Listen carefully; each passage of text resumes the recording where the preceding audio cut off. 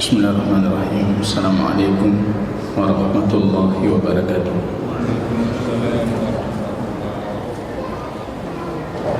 Alhamdulillahirabbil alamin.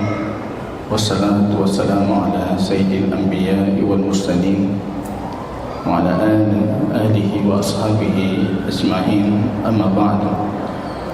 Ikhwatal iman, a'azzani Allah wa iyyakum jami'an.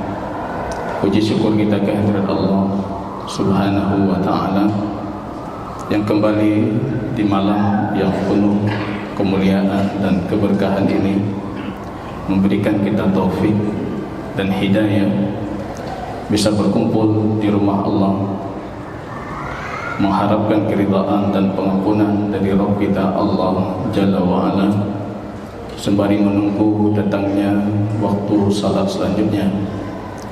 Dalam Musnad Imam Ahmad rahimahullahu ta'ala, baginda Rasul sallallahu alaihi wasallam bersabda menafsirkan firman Allah, faqarraba ba'duhum ila ba'din yatasaalun. Mereka nanti di dalam syurganya Allah saling mendekatkan sofa-sofa duduk mereka dan mereka saling berbicara. Apa kata Rasul sallallahu alaihi wasallam? Idza dakhala ahlul jannati al-jannata wa ahlun nari nar. Akan datang suatu ketika penduduk surga itu masuk ke dalam surganya Allah, penduduk neraka masuk ke nerakanya Allah. Sedangkan penduduk surga itu mendekatkan tempat duduk sofa mereka, kursi mereka di hari kiamat dengan sofa dan kursi sahabat mereka di dunia, dan mereka saling bercerita tentang kehidupan dan memori kehidupan duniawi mereka. Satu dari mereka berkata kepada saudaranya, alam tastadzkir mata ghafarallahu lana. Kamu tahu tidak kapan Allah ampunkan kita di dunia dulu? Kapan Allah mengampunkan kita? Hari ini jamaah kita tidak tahu di mana Allah mengampunkan, kapan Allah turunkan rahmatnya, kapan Allah turunkan kasih sayangnya. Tapi besok di hari kiamat, momentum itu akan jadi bagian dari memori yang diingat oleh orang-orang mukmin ketika mereka berada di surganya Allah. Satu dari mereka kawannya mengatakan, kunna fi majlisi kada. Kita pernah duduk di majlis si fulan. Dia mengingatkan kita tentang Allah, mengingatkan kita tentang Allah, kemudian Allah ridai kita itu dan menurunkan rahmatnya kepada kita yang ada di majlis itu. Ini jamaah kaum muslimin, di saat di waktu yang sama seperti ini banyak yang mencoba mencari keridhaan Allah, mencari pengampunan dan kasih sayang Allah, kadang-kala di tempat-tempat yang salah. Ini patut kita syukuri, patut kita bergembira dengan rahmat dan nikmat berada dalam majlis ilmu. Qul fa bidzalika fa bi fadlillahi wa rahmatihi wa dzalika falyafrahu. Patut kalian bergembira dengan rahmat Allah, bergembira dengan kemurahannya Allah. Dzalika khairum mimma yasma'un. Yang mereka kumpulkan di luar tidak jauh lebih baik dibandingkan yang kita kumpulkan di sini. Salawat dan salam kita doakan kepada Rabb kita Allah Jalla wa Ala, mencurahkannya ke Habibina baginda Rasul Muhammad sallallahu alaihi wasallam. Kaum muslimin, sidang jamaah salat maghrib dan muslimat yang berbahagia, kita masih dalam lanjutan kajian tauhid dan akidah fi dhawi aqidati al-Imam Asy-Syafi'i, yang menceritakan tentang pernyataan-pernyataan Imam Asy-Syafi'i rahimahullah dalam pembahasan tauhid dan akidah. Di pertemuan sebelumnya dan di penghujung kemarin ketika kita menjelaskan bahwasanya kewajiban pertama bagi seorang hamba yang mukallaf itu adalah mempersaksikan la ilaha illallah Muhammad Rasulullah. Itu kewajiban pertama kata Imam Asy-Syafi'i sebelum Allah perintahkan salat, sebelum Allah perintahkan zakat dan semua perintah-perintah badaniyah lainnya. Di penghujungnya jemaah kaum muslimin, Rupanya ada yang bertanya ke saya, kalau Ustaz mengatakan dengan fitrah cukup orang mengenal Allah, kenapa masih banyak orang yang mengingkari keberadaan Allah atau ateis misalnya? Kita mengatakan itu karena fitrah mereka sakit, fitrah mereka rusak, fitrah mereka sudah terkontaminasi, terkotori. Kalau tidak jelas hadis baginda Rasul, ma min mauludin illa yuladu 'alal fitrah. Tidak ada yang dilahirkan kecuali dia lahir di atas fitrah. Fa abawahu, kata Rasul, ibu bapaknya, lingkungannya, gurunya, sekolahnya, yuhawidani wa yunasirani, yang menjadikan dia Nasrani ataupun yang menjadikan dia Yahudi. Fitrah rusak itu pun kalau kita kalkulasi misalnya persentasi masyarakat dunia itu tidak lebih cuma 14% saja. Lebih dari 14% semuanya mengakui keberadaan Allah. Yang ateis itu cuma 14% saja. Itu pun fitrahnya rusak. Kalau tidak, cukup kita kembali ke sabda baginda Rasul, ayat-ayat Al-Quran, semuanya menunjukkan kalau fitrah manusia itu terfitrah untuk mengakui ketauhidan Allah. Rasul bertanya dalam hadis Musnad Imam Ahmad, tapi kenapa anak Adam ini lupa kalau mereka pernah mentauhidkan Allah? Nasiya Adam, kata Rasul. Adam lupa hingga dia memakan buah yang Allah haramkan. Fanasiya banu, kemudian anak keturunannya pun lupa. Padahal semua kita dalam alam mitsaq, kita sudah mengambil perjanjian dengan Allah. Jamaah kaum muslimin yang berbahagia, di penghujung pembahasan sebelumnya, ketika seorang laki-laki bertanya kepada Imam Asy-Syafi'i rahimahullah, ayyul a'mali indallahi afdal, amal terbaik? Beliau mengatakan amal terbaik itu yang amal lain tidak diterima kecuali amal itu ada. Apa itu? Beliau mengatakan al-iman billah alladzi la ilaha illahu, beriman terhadap Allah yang tiada Tuhan yang berhak disembah selainnya. A'lal a'mali darajah, ini paling tinggi derajat dari amalan. Wa asyrafuha manzilah, paling mulia kedudukannya di sisi Allah. Wa asnaha haddan, paling tinggi kedudukannya di sisi Allah. Qala rajul, orang itu berkata kepada Imam Asy-Syafi'i, ala tukhbiruni anil iman, maukah engkau mengabarkan kepadaku tentang iman itu? Imam Asy-Syafi'i mengatakan qaulun wa amal. Iman itu qaul, perkataan, dan amal, perbuatan. Ini sesuai dengan kaidah Ahlus Sunnah wal Jamaah. I'tiqad itu masuk ke dalam qaulul qalbi, perkataan hati. Takut, cinta, itu amal hati. Wa amal jawarih, amal lisan, kita ucapkan itu la ilaha illallah. Kita yakini la ilaha illallahnya dengan syaratnya, konsekuensinya, maknanya yang benar. Kemudian kita amalkan sesuai dengan muktadahnya, komitmen dan konsisten terhadap konsekuensi la ilaha illallah.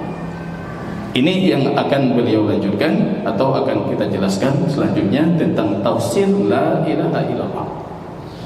Banyak yang mempermudah penafsiran la ilaha illallah dengan menyepelekan kadar la ilaha illallah. Dia berfikir cukup anda mengatakan la ilaha illallah, dakhalal jannah, masuk syurga. Ini artinya kita memahami sebagian dalil dan meninggalkan banyak dalil yang lain. Rupanya la ilaha illallahnya menurut Imam Syafi'i sendiri itu punya syarat.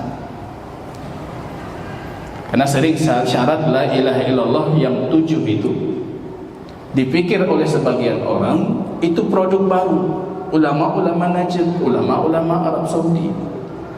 Pajankah la ilaha illallah benajah? Padahal itu pernyataan para ulama dari kalangan para sahabat dan dikuatkan dengan hadis baginda Rasul. Semuanya punya hadis, semuanya punya ayat untuk syarat yang 7 itu. Dan hari ini kita perhatikan, rupanya Imam Asy-Syafi'i sendiri dinukilkan secara sahih dari beliau mensyaratkan untuk la ilaha illallah, bukan sebatas mengucapkannya saja. Jadi bukan cuma sebatas kita mengatakan la ilaha illallah kita langsung masuk surga. Anda berilmu tidak tentang la ilaha illallah? Anda yakin tidak terhadap la ilaha illallah? Anda terima tidak maknanya, konsekuensinya? Taat tidak terhadap semua komitmen la ilaha illallah? Cinta tidak terhadap la ilaha illallah?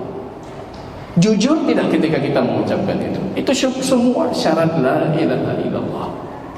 Dan itu jamaah kaum muslimin yang sedang kita pelajari dan sedang kita tanamkan dalam diri kita, sehingga la ilaha illallah yang kita ucapkan berbeda dengan la ilaha illallah yang diucapkan oleh kaum munafikin. Kalau tanpa syarat, munafik juga masuk syurga. Mereka berkata la ilaha illallah. Banyak orang mengatakan la ilaha illallah. Ada yang mengatakan la ilaha illallah sembari dia melakukan kesyirikan. Bagaimana orang seperti ini mendapatkan keutamaan la ilaha illallah? Keutamaannya besar.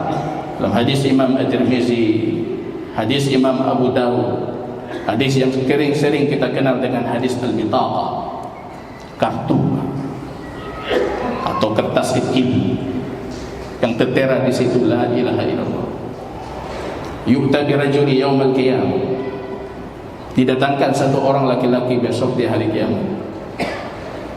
Fayudau fi kaffihi 99 sijilan. Kemudian di timbangan berat keburukannya itu diletakkan 99 catatan keburukan. 99 catatan keburukan. Bahkan kadang-kala kita berputus asa dengan diri kita. Kita mungkin tidak mendapatkan rahmat Allah yang lebih, kemurahan Allah yang lebih. Paling kurang ya Allah jadikan saya pemilik kartu itu saja yang disebutkan di hadis. Lebih kadang-kadang paling kurang ya Rabb loan yang disebutkan dalam hadis. 99 catatan keburukan. Wa kullu sijilin, kata Rasul, satu catatan saja itu maddal basar, sejauh mata memandang. Itu baru satu catatan, ada 99. Hatta dhanna annahu halikun, sehingga dia berfikir, aku dah celaka, ana li kabeh. Yang saya khawatir kita lebih 99 catatan. Wa yu'ta lahu bi bitaqatin, kemudian didatangkan untuknya satu kartu kecil. Tertera di situ la ilaha illallah. Dia mengatakan ya Rabbi, wa ma hadhihi al-bitaqati ma'a tilka sijilah. Apa arti kartu kecil ini kalau dibandingkan itu 99 catatan keburukan yang besar itu? Dia berfikir, apa kata Allah? Fa innaka la tudlam, kamu tidak akan pernah dizalimi. Ketika diletakkan, rupanya kartu kecil ini yang berat. Fatashat, kata Rasul, as-sijillah. Tasyat itu seperti, kalau analoginya, kita mengambil timbangan, meletakkan satu di bagian timbangan yang kanan atau kiri, kemudian kita letakkan satu yang berat sekali di bagian yang satunya, sehingga yang sebelah itu seperti terbang, dia terasa ringan. Rupanya ketika la ilaha illallah ini diletakkan, terbang dia, dahsyat, atau jadi ringan dia. Baru terkejut orang itu, rupanya la ilaha illallah itu besar sekali. Besar sekali jemaah. Itu alasan kita hidup, alasan kita diciptakan, alasan kita melakukan ini. Anda hadir di sini, saya hadir di sini, la ilaha illallah. Alasan kita rela melakukan apapun untuk itu. menghabiskan tenaga kita, menghabiskan apa yang kita miliki. La ilaha illallah. Hidup kita untuk itu.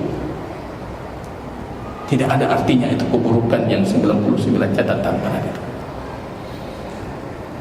Dalam hadis Abu Dawud, lagi hadis Abu Hurairah, atau riwayat Imam Muslim juga, diberikan sandal baginda Rasul kepada Abu Hurairah. Faji'tu bina'alaihi, faqala alaihi salatu wassalam, wahai Abu Hurairah, coba pergi di belakang dinding itu. Siapapun yang kamu temukan dari mereka mengatakan la ilaha illallah muqinan biqalbihi, mereka yakin dengan la ilaha illallah itu, dakhalal jannah, mereka masuk surganya Allah. Rasul syaratkan harus yakin. Fa'lam annahu la ilaha illallah, harus berilmu. Tak bisa kita cuma mengatakan la ilaha illallah, ilmu tak punya. Fa'lam, ketahuilah wahai Muhammad, berilmulah. La ilaha illallah. Turun di mana itu? Turun ketika Rasul sudah hijrah di Madinah. Dakwah tauhid 13 tahun di Makkah. Di Madinah dalam perjalanan dakwahnya, rupanya Rasulullah mengatakan, kamu berilmu lagi wahai Muhammad tentang la ilaha illallah. Itu dakwah tauhid sudah 13 tahun. Kamu berilmu lagi tentang la ilaha illallah. Maka syarat pertamanya itu ilmu. Al-ilmu. Kita ilmui la ilaha illallah. Ada isbat di situ, penetapan ketuhanan, keuluhiyahan hanya untuk Allah, dengan menafikan segala bentuk ketuhanan, keuluhiyahan daripada selain Allah. Nanti pembahasan selanjutnya tentang syirik. Harus paham kita. Ada yang paham tauhid, tidak paham syirik. Tidak sempurna pemahamannya. Wa bididdiha tatabayyanul asya'u. Ketika Anda memahami lawannya, Anda akan memahami maksud sesuatu lebih sempurna. Harus punya ilmu. Ilmu itu mengantar kita kepada syarat kedua, al-ilmu wal yakin. Yakin. Yakin ya. Karena kita sudah mengilmui. Yakin. Dalam perkara duniawi, bahkan yang sepele pun, kita baru yakin kalau sudah berilmu. Kecuali hari ini yang banyak orang, ini keyakinan kami Ustaz. Pak necok keyakinan, nampak cok kiban yakin. Yakin itu datang setelah Anda memiliki ilmu. Lawan baik karu Ustaz, nyo keyakinan kamu. Oh, keyakinan kamu, dalilnya apa? Sumbernya apa? Bagaimana datang yakin kalau tanpa ilmu? Kalau sudah yakin, al-qabulu, kita terima. Ada komitmennya, ada konsekuensinya, kita terima.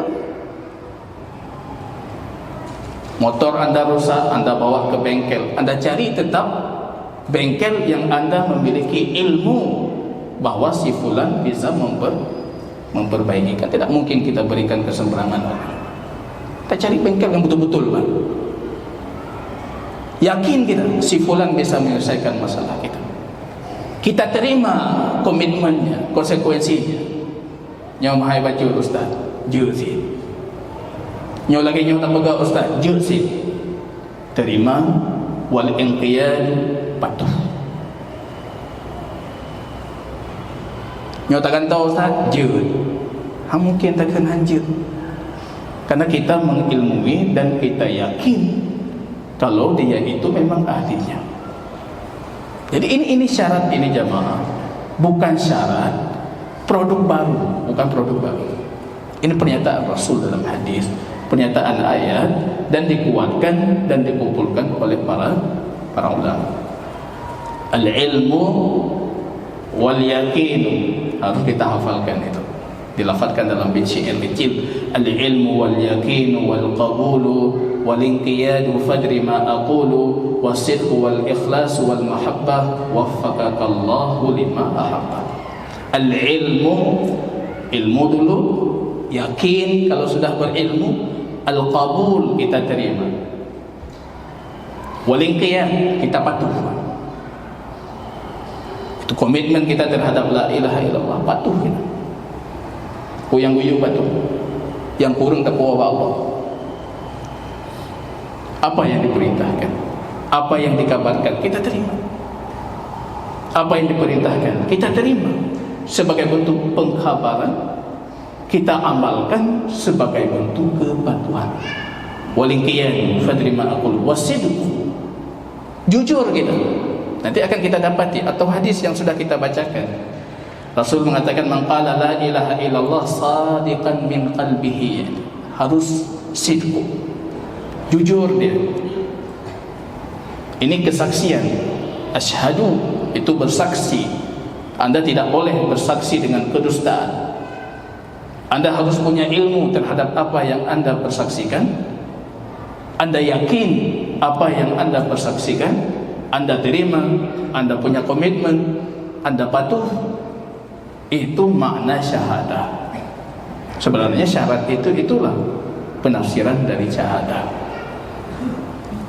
Tak boleh kita mengatakan sesuatu kalau kita tidak jujur. Sekarang yang ramai itu, kalau bahasa sekarang endorse, mempromosikan barang, tapi bukan sadiq. Masuk ke dalam bai'an najas, wala tanajashu. Bai' najas haram itu, Pak. Anda tokoh publik diminta mempromosikan barang, mempromosikan jasa, mengadha kuih, padahal Anda tidak jujur, itu haram. Bai' najas wala tanajashu. Tidak bisa. Anda harus jujur, Anda harus berilmu, harus yakin, harus menerima, harus patuh, harus jujur.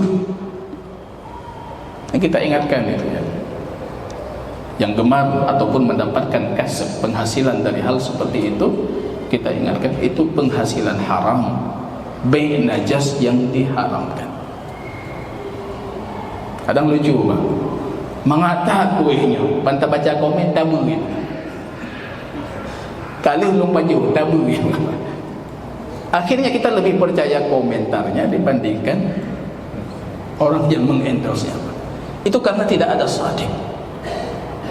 Harus ada wasidqu wal ikhlas. Ikhlas. Nanti ada ayat wa umiru ila liya'budullah mukhlisin, harus ikhlas. Ataupun hadis yang lain, man qala la ilaha illallah khalisan, harus dia mukhlis dari hatinya. Mukhlis itu tidak terkotori, tidak terkontaminasi. La ilaha illallah itu tidak bercampur dengan keinginan duniawi, tidak terkotori dengan kesyirikan, keriyaan. Khalisan min qalbihi, harus ikhlas. Kalau itu sudah kita lakukan, baru lahir mahabbah, cinta.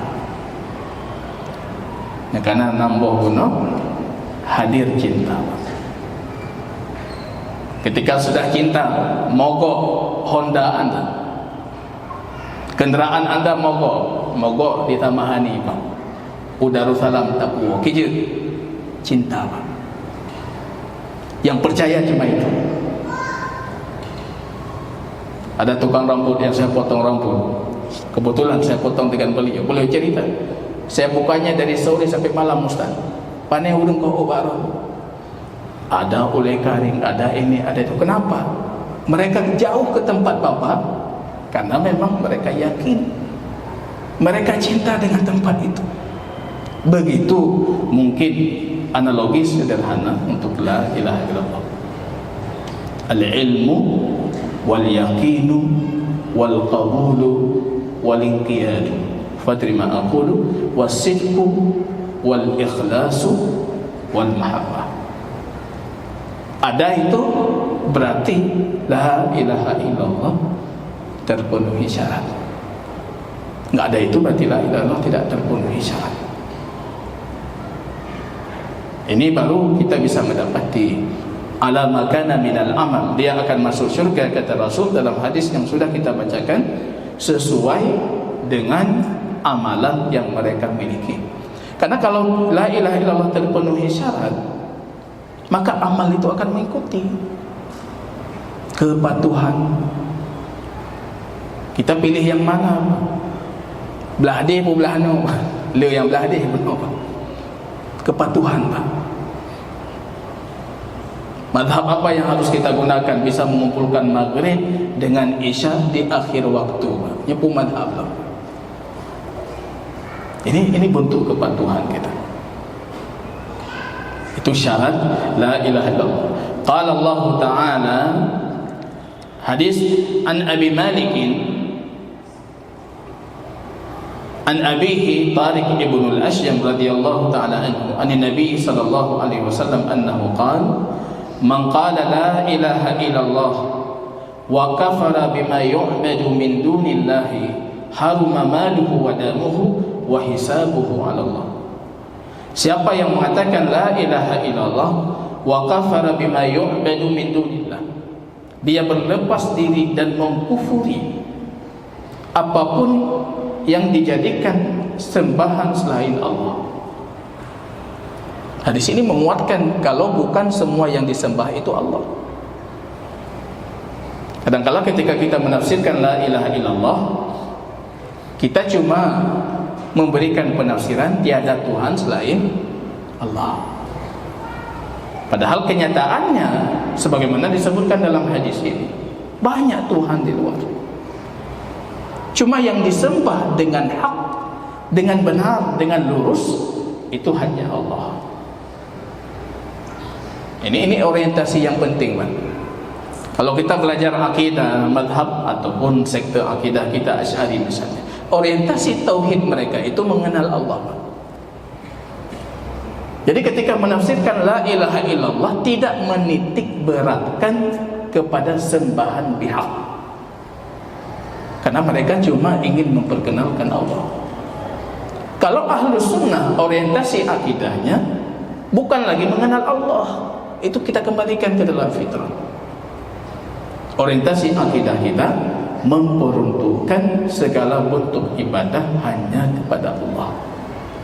Jadi penekanan di penafsiran la ilaha illallah sebagaimana disebutkan oleh Imam Al-Qurtubi dalam tafsirnya, la ma'buda bihaqqin illallah, tidak ada sembahan yang berhak disembah. Jadi sembahan banyak di luar, tapi yang berhak disembah hanya Allah. Nggak bisa kita mungkiri tidak ada sembahan selain Allah. Pada kenyataannya manusia ini menyembah beragam. Sejarah manusia yang panjang banyak sekali. Ada seorang peneliti Sunni yang meneliti di India itu, kena teliti padumboh Tuhan wa India. Nanti bulan keteliti kahai keteliti ni, Pak. Rupanya jai tak. Apa yang ada dijadikan Tuhan. Pu yang galak mata je ke Tuhan. Mohon maaf. Ada di sana dalam penelitian beliau menyebutkan yang menyembah kemaluan perempuan. Karena dia berfikir nan tetapi tanya. Angkanya Tuhan tu. Dan beragam ke Tuhan-Tuhan itu. Maka ketika kita mengatakan la ilaha illallah, kita menetapkan ubudiyah yang hak, yang benar, yang diinginkan oleh Allah, itu hanya untuk Allah saja. La ma'buda bihaqqin illallah. Jadi kalimat tauhid itu kalimat yang punya dua sisi. Ada sisi isbat, penetapan. Ada sisi nafyin, pengingkaran atau penafian, menafikan segala bentuk ubudiyah untuk selain Allah, dan menetapkan hanya Allah pemilik ubudiyah yang hak, yang benar. Haruma maluhu wa damuhu wa hisabuhu 'ala Allah, kata Rasul, maka haram untuknya hartanya, haram darahnya, dan hisabnya itu kembali kepada Allah Jalla wa'ala. Itu hadis yang sering kita dengar, hadis Mu'adz bin Jabal, kuntu ridfan Nabi sallallahu alaihi wasallam. Aku pernah dibonceng oleh baginda Rasul.